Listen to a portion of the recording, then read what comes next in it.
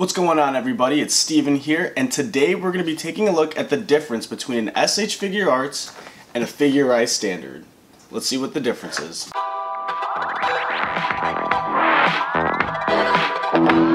Okay, so here's the box comparison of the two figures. Clearly, the Figurized Standard is way bigger.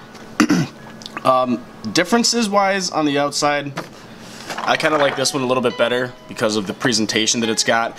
Also note that both of these are by Bandai. It's just kind of like a different style of making a figure that they chose to go. Because this one you actually get to build, and this one already comes, you know, made. It just has the attachable parts. I'm not going to focus too much on this one right now because I do have a video up. If you haven't seen it, go check it out. So right now I'm going to take a look at this one. This is the Figurized Standard. Now both of these figures were priced very similarly at like $32. However, I just checked a few minutes ago and this figure here can go for about $24 now, depending on where you shop. So this one's a little bit cheaper in comparison to the SH Figuarts. I have not opened this up, so I actually don't know what's inside. But I do know that it comes on something called runners. So runners are what you see right here in these plastic bags. It's kind of like a Gundam, if you're familiar with those, where it comes piece by piece and with stickers too. And you kind of just build your own figure to make it look like Goku. Some people do paint these just like Gundam, some people don't. It looks like it comes with a stand and some other pieces here that you can't really see very well. But it's definitely an interesting way to have a collectible and make your own figure. So I'm gonna go ahead and get this piece or this figure built together so we can actually compare the two figures and what they come with and see which one we like more. Okay, so I think about an hour has passed. I finally finished all the runners here. I have all the stickers applied. Now all I have left to do is just put it together and then compare the two figures. So while putting this together, I realized that there's a lot of really small pieces for all of these, and I did take some videos that I'll put on my Instagram, but right now I'm just gonna let you know what I thought about building this figure. And it wasn't tough, but there was just a lot that went into building one small piece that you would think is going to be pretty simple, and then they threw all these curveballs at you and you find out that there's so many different attachments to just one piece, and kind of made me wonder why. Like I felt like the build could have been more simplified, but for whatever reason they made it a lot more difficult than it had to be. Okay, so I have the leg, lastly I have the head. Alright, so first we're going to start off with the SH Figuarts figure and what it comes with. The SH Figuarts comes with 4 faces of the figure, 4 sets of hands, and then you get that extra instant transmission hand right here. Now what you get with the Figurized Standard figure, you get 2 sets of hands, which are actually similar to the ones that come in the SH Figuarts. You have 2 different faces. Both of them, again, also mimic the one that comes with the SH Figuarts. You get the instant transmission hand, again, comes with the SH Figuarts. And then you get this little Kamehameha thing right here. This does not come in the SH Figuarts. And then you have the actual Kamehameha itself. So you have all this, and then you have this stand right here, which if you want to get the actual stand piece for it, this is kind of just, I guess, like an adapter, if you will, that connects to Goku. And that's what you get with this one. And that's pretty much it. I guess most of the fun with this figure is just building it, as opposed to actually getting different accessories for it. When you get something like the SH Figuarts, you know, you definitely just get the hands here.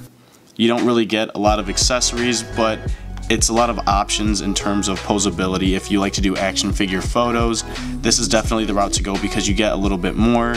The only thing interesting that I liked about this one were the Kamehamehas, because I can actually use this in photos, and if I wanted to I can switch it out and use them for my SH Figuarts. As for the actual figure itself, when I compare them side by side, I feel like the quality of the SH Figuarts is just higher. I like it better. I think the color of his suit is better. I think it's more accurate. I like the color of his hair more. His facial expressions seem a lot better and a lot more alive, whereas the Figuarts standard kind of just, he looks like he's made out of plastic. His face expression is kind of dull, and he's pretty dinky. I mean, pulling off his hands, you can actually see, I mean, there's a big gap right there, but it's not difficult to lose his hand, whereas this one here, it actually looks like it's connected. You can't just lose it, really. And then to pull it off, you actually have to try. So it just feels sturdier, and again, when you're posing things, trying to get that perfect shot, the last thing you want to do is just accidentally pull his hand off and then lose it. So I kind of like this one a little bit better for that reason. What I do like about this one though is the size. This one is about 7 inches tall, this one's only like 5.5 inches tall or 6 inches tall. So there's a little bit of a height difference here. And that's what I like about this one, is I kind of wish that the SH Figuarts was just bigger. They don't make them to scale, so there's not really any reason why they wouldn't need to make their figures bigger. I mean, it's okay the way it is, but when I do see a bigger version of Goku, it does make me wish, wow, I kind of wish like this one was bigger, because this one does look nice. On the back side, again, it's got like this sticker material. Well, it is a sticker, and then this one is actually like painted in. I don't like the sticker because I can already tell that it's gonna wear off one day, or it's just gonna get ripped off on accident when I'm moving him around. So I do wish that they just embedded it into the actual material. There's also a lot more of like divots that you could see here for adjusting him, so they don't look very natural, as opposed to this one where they kind of have it all closed off. So they just have it looking more natural again, as usual. This actually looks better than this side, I'm gonna admit though. And the posability of each leg, side by side view, it's pretty similar. The arm is not double jointed. This is actually the most I can get his arm to bend, whereas this one, it's double jointed, so you get it bent up all the way. So in terms of bending his arm, the SH Figuarts is better. The legs are the same. I noticed that the head on the Figuarts standard goes like insanely forward. I'm not really sure why I would need a figure to do that. Whereas the head on this one is just very simple. There's not much to it, but again, like, I don't need an insane range of neck movement for whatever reason. And then when you're looking at shoulder movement here, it's not bad actually, but I think the SH Figuarts is just a little bit better. There's just more movement there, so there's more that more that I can work with, which is what I like. The biggest problem I had with the Figuarts standard is the mobility of the leg or the ankle. So you get like this weird side movement here, which isn't very natural, and it doesn't really help out when you're trying to pose a figure, because you can't really get it to, you're not going to get him to be balanced on anything. And then moving back and forth is okay, it's not bad. The only problem is I can't move his leg like this one. I can't move it side to side. So if I want to move his leg at an angle and have his toes pointed in a certain direction like this, I can do that on the SH Figuarts, but I can't do that on the Figuarts. So there's more mobility in the SH Figuarts overall due to the arm movement and the ankle movement.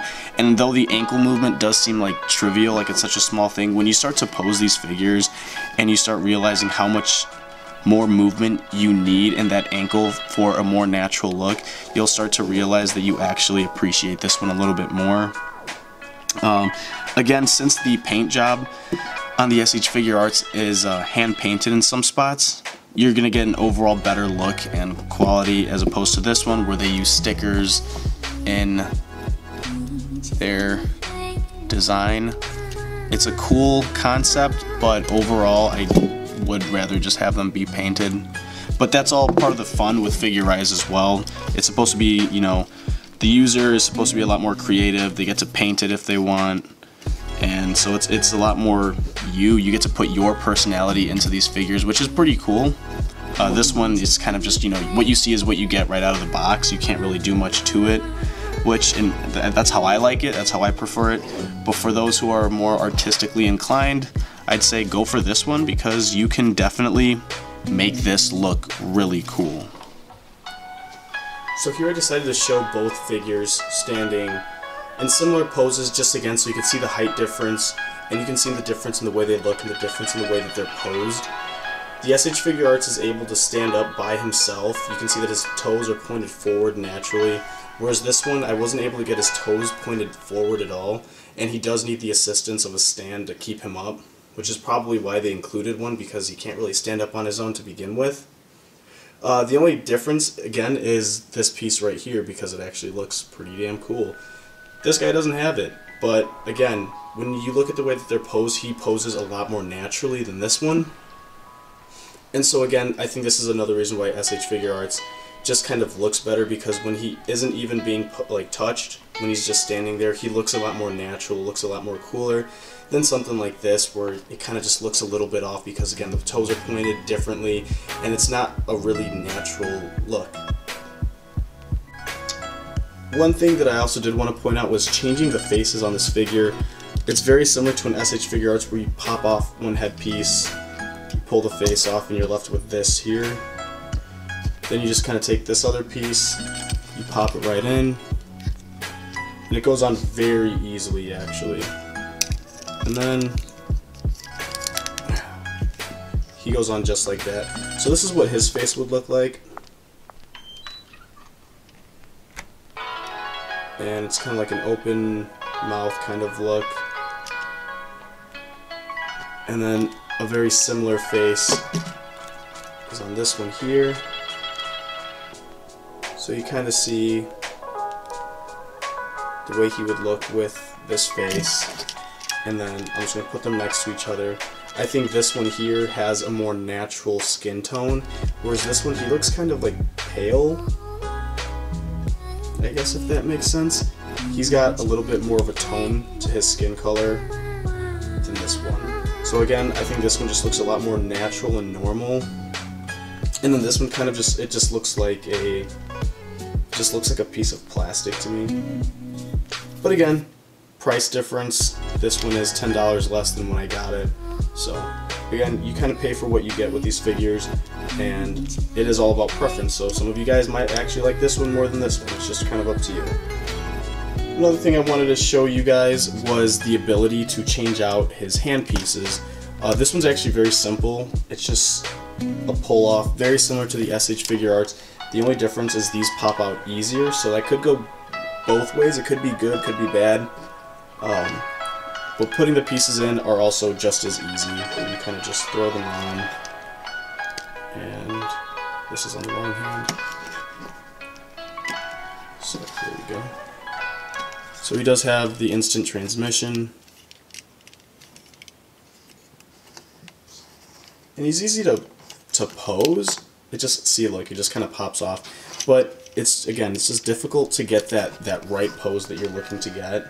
Whereas I feel like in an SH Figuarts, you kind of just pose him the way that you want him to look, and you can get something pretty natural pretty quickly.